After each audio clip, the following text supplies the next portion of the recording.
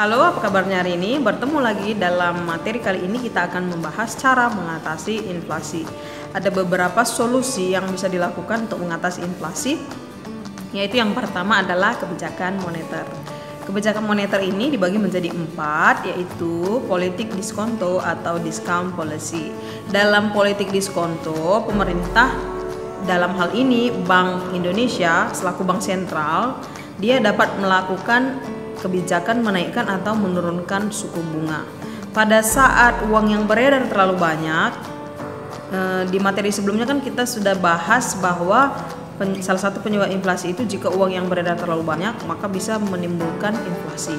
Maka pada saat uang yang beredar terlalu banyak, pemerintah dapat mengambil kebijakan menaikkan suku bunga bank. Suku bunga bank itu maksudnya adalah tarif atau bunga yang diberikan oleh bank-bank yang ada di Indonesia, baik itu untuk bunga kredit atau pinjaman atau tabungan gitu ya. Jadi kalau Bank Indonesia menaikkan suku bunga, diharapkan ini masyarakat akan mengurangi pinjaman ke bank dan menaikkan jumlah tabungan begitu ya, karena suku bunganya tinggi. Jadi kalau kondisi sebaliknya terjadi, uang yang beredar terlalu sedikit, maka bank sentral bisa menurunkan kembali suku bunga bank begitu ya. Yang kedua, politik pasar terbuka atau open market policy.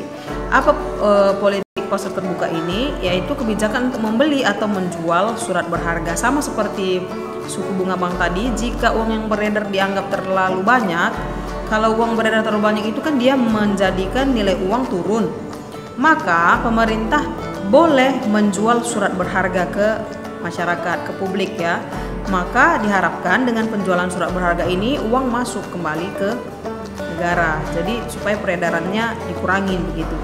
Nanti jika peredaran uang dianggap terlalu sedikit, maka surat berharga itu dapat dibeli kembali.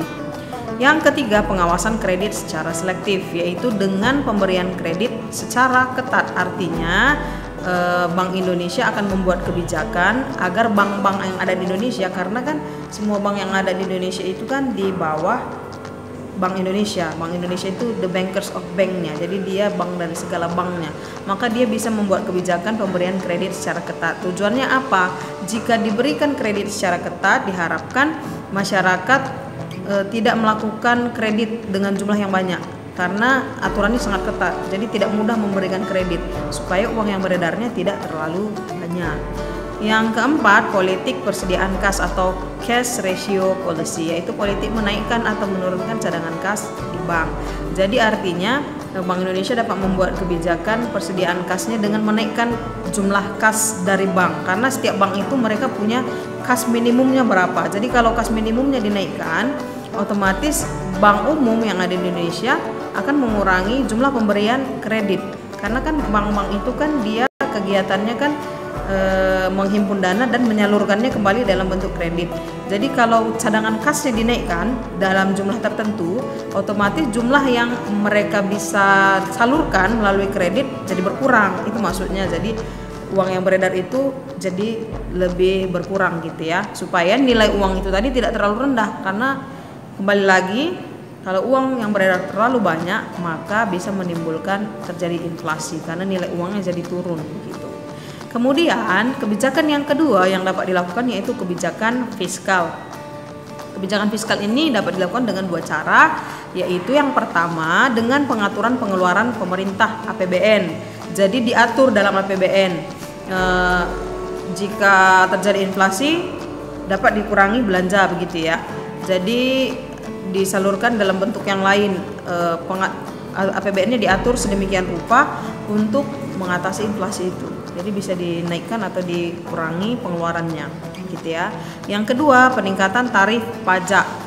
Jadi pemerintah dapat melakukan kebijakan dengan menaikkan tarif pajak jika seandainya terjadi inflasi. Tujuannya apa? Jika pajak semakin meningkat, maka uang yang ada di masyarakat yang peredarannya sangat tinggi dapat berkurang karena teralihkan ke pembayaran pajak supaya berkurang uang yang beredar. Jadi kalau uang yang beredar berkurang, diharapkan inflasi bisa turun. Yang ketiga, kebijakan yang dapat diambil pemerintah yaitu kebijakan non-moneter. Apa itu kebijakan non-moneter? Pemerintah melakukan Yang pertama, peningkatan produksi. Jadi dapat diambil kebijakan supaya masyarakat melakukan peningkatan produksi. Yang kedua, kebijakan upah, dan yang ketiga, pengawasan harga. Jadi ketiga hal ini dapat dilakukan pemerintah untuk mengatasi terjadinya inflasi. Oke, sampai di sini materi kita hari ini.